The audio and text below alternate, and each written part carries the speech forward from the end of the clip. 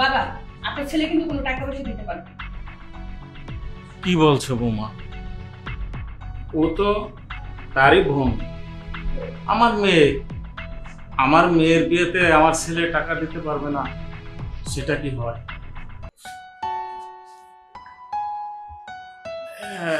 বাবা রিয়াদ,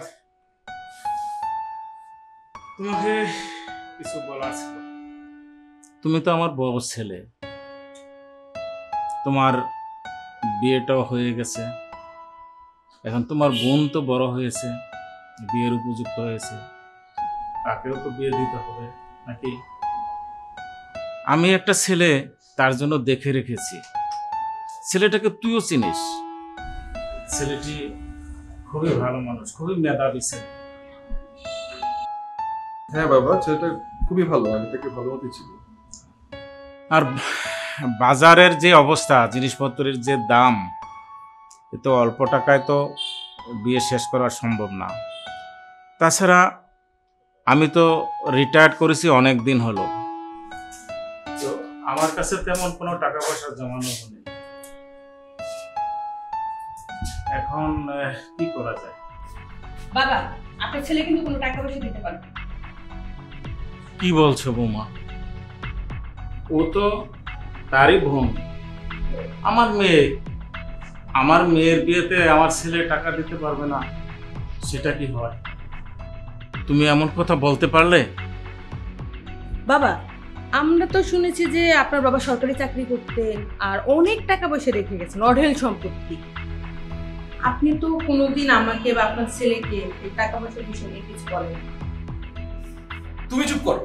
তুমি থামো, গাধার মতো যে যেটা বলবে সেটাই আমি শুনবো। এ তুমি কি বলছো বৌমা?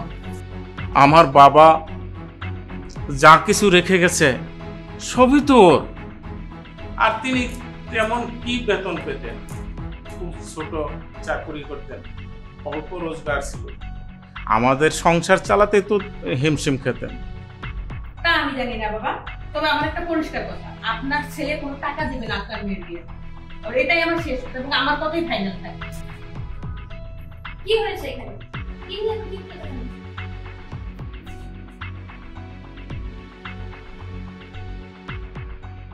অনেক হয়েছে, আমি আর নিতে পারতেছি। একটা মানুষের ইনকাম দিয়ে পুরো সংসারটা চলে, প্রত্যেকটা মানুষ ঘরের মধ্যে বসে বসে খায়, আর তার মধ্যে আজকের মেডিসিন নাই, ওকে হসপিটালে নিয়ে যাও, ওর টাকা লাগবে, এখন আবার মেয়ের বিয়ে দিতে হবে। বাহ, পুরো ব্যাংক ব্যালেন্স খুলে বসে আছে এখানে। এ তুমি কি বলছো? তিনি আমার বাবা মা, তিনি আমাকে জন্ম দিয়েছেন, শত কষ্ট হলেও ওনাকে আমি আমার বাসায় রাখবো, এটা আমার দায়িত্ব। এই ব্যাপারে তুমি কিছু বলতে পারবে না। তুমি থাকো, পরত যা মন চায় থাকো, তোমার টাকা পাবো। ভাইয়া, ভাবি বাবাকে এইভাবে অপমান করলো, তুই কিছুই বলতে পারলি না? কিছুই না?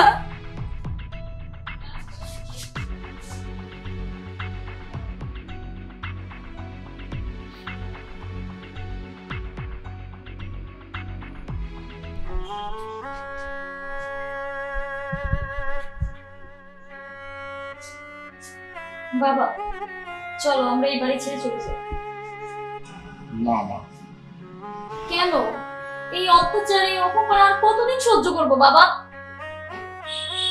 তুই জানিস না তোর ভাবি কোনো কাজ করতে পারে না, রান্না করা, কাপড় কাচা, বাড়ির অন্যান্য কাজ যা আছে করতে পারে না। আমরা আছি বলে তুই এগুলি করে দিতে পারি, আমরা না থাকলে তো আমার ছেলেও না খেয়ে থাকবে, আর বৌমাই বা খাবে কি?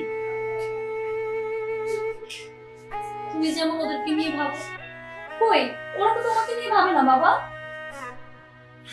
না, তুই এটাও জানিস না, বৌমা যখন ঘুমিয়ে পড়ে গভীর রাতে ছেলে এসে আমাদের ওষুধ দিয়ে যায়, খাবার দিয়ে যায়, সে আমার অনেক যত্ন করে।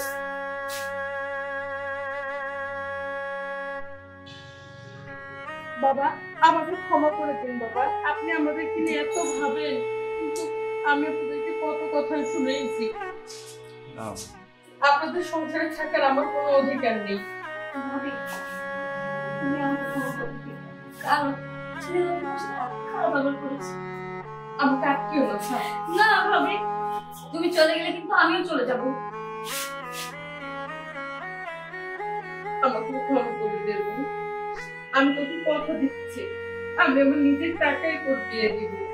তোদের সব দায়িত্ব আমার, তোর ভাই না। ক্ষমা করে দেবেন।